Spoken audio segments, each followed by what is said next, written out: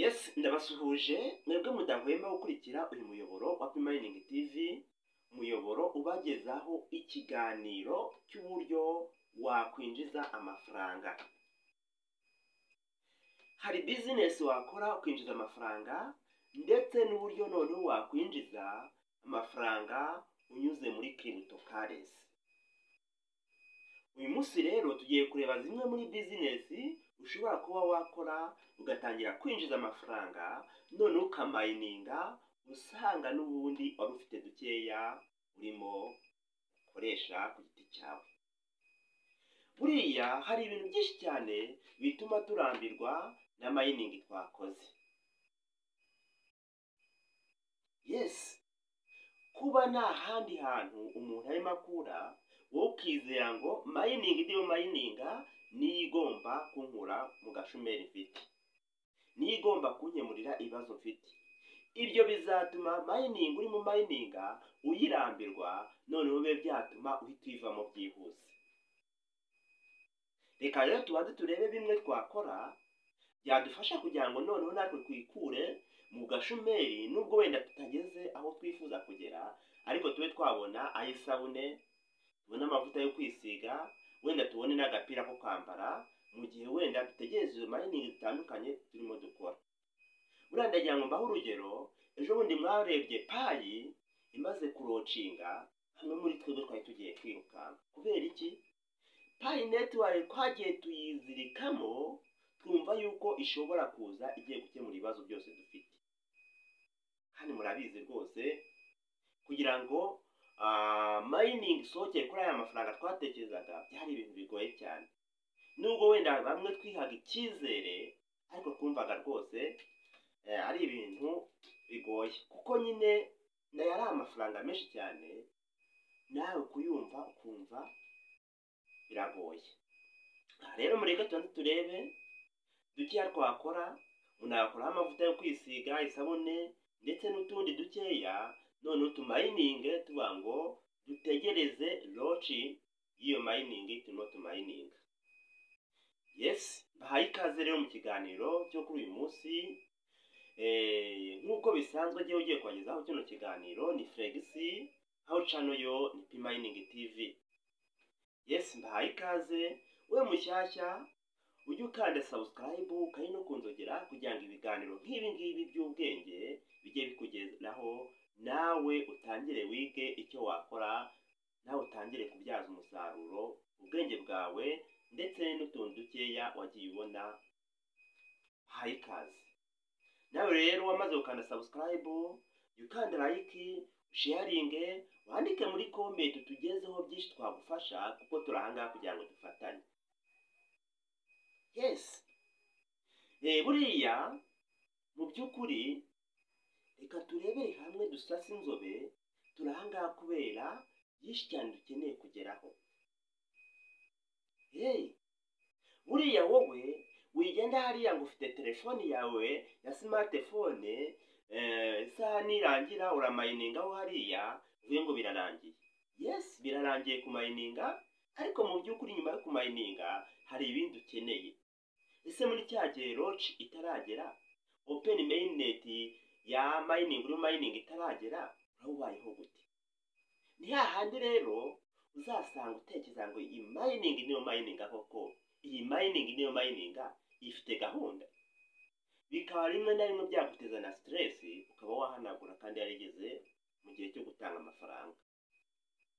Guys, rero muze turebere hamwe byinshi twakora kandi byoroheje, bikaba byaduhereza ijana ryo kugura isabune, amavuta yo kwisiga ndetse n'agapira nk'aka ngaka ko kwambara kasha kuca mu nzira nk'abandi. Yes, ikaze rero mu kiganiro ifaranga, koranabuhanga ndetse n'uburyo umuntu wese ashobora kuba yabona ifaranga abinyujije mu bitekerezo byiwe. Okay, hanyuma rero reka turebere hamwe muri business zorohereje umuntu yakora kandi zidasaba igishoro kinini. Igishoro igihe cyose ni aya maboko yawe, aya maboko ubona, nubona wayabuze uzamenye yuko igishoro wakibuze. Hari abantu bahise batangira ngo igishoro cyava hehe. guys, igishoro cya mbere ni amaboko. Yes, igishoro cya mbere cyawe ni uku kuboko, ukaba ufite n'ubuzima. Twirinde kwirwa tuzerera hariya ku mihanda. Buriya jya ndeba nk'urubyiruko rwo muri iyi minsi, avuga ati rwose urubyiruko dufite ibibazo. Saa 12 ukanyura ku muhanda ugasanga abasore akwiriye kuba babyaza imbaraga, afite ibindi byinshi ugasanga bibereye ku muhanda. Guys, biriya bintu ni wowe wabanje kumenya ubwenge, ndakubwira ngo biriya bintu ni bibi. Reka twirebere business umuntu yakora azikesheje amaboko yiwe, agatangira nawe kugenda abona agasabuna kenda ndetse n'utundi, akazashiduka ahubwo ageze hejuru ku buryo bugaragara. Yes, buriya rero twatangiye tuvuga ngo igishoro cy'umuntu ni amaboko yiwe. Igishoro cy'umuntu ni amaboko yawe. Buriya nugira imbaraga ukaba ufite amaboko, igishoro kirahari. Hanyuma igishoro cy'amafaranga makeya cyatuma noneho utangira kubona byinshi. Gute rero? Buriya urugero dufate business zigiye zoroheje ku buryo nawe wayitangira kandi ikaguhereza amafaranga. Mfite n'ingero nyinshi cyane z'abantu bagiye bakora izo business, kandi ubu ngubu nta n'umuntu yabasha kugera imbere yabo ngo apfundure agashumi kabo k'inkweto. Wapi? Igishoro cya mbere cyoroheje, fata 5,000. 5,000 byonyine. 5,000 ubikoreye mu gihe cy'iminsi 5 ugenda uhembwa 1,000 cyonyine. 1,000 cyonyine mu minsi 5 wagikorera n'amaboko yawe. None ya maboko icyandi wakoze n'amaboko yawe ugatangira noneho kubibyaza inyungu muri bya bindi none watekereje hehe ubwenge. Twirinde kumayininga tutegereje he inyungu ariho honyine dutegereje, nubwo dushakire n'ahandi. Okay, nurangiza gufata 5,000 aka business koroshye, n'ubundi wirirwa wiruka nkara ku muhanda, fata ya ndobo yawe. Bariya abana ndabemera cyane. Bariya abana birirwa bacuruje indobo bigendera mu muhanda, ndabemera. Mirongo zingahe z'ubunyobwa, amapaki angahe y'amandazi ndetse n'utundi turiya dutoya twatuma ubona amafaranga menshi. Njye mfite urugero rw'abantu nka 3 baranguza aka kanya baratangiye bitwa ba Kanyabunyobwa. Kanyabunyobwa avamo miliyoneri. Yes, Kanyabunyobwa avamo miliyoneri.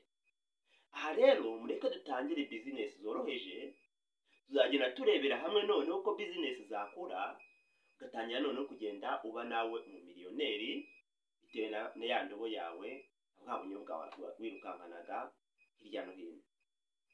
Natangiye mubwira ngo n'ubundi wirirwa ugenda ku muhanda.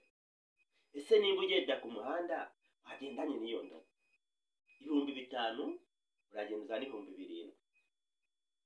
Jongeye ujyane 5, ongeye uzane 7. Mu minsi 2 uraba wungutse inoti ya 4. Sibyo? Mu noti ya 4 mu minsi 2, mu gihe cy'icyumweru uraba ufite inote y'ibihumbi 12 wakoreye.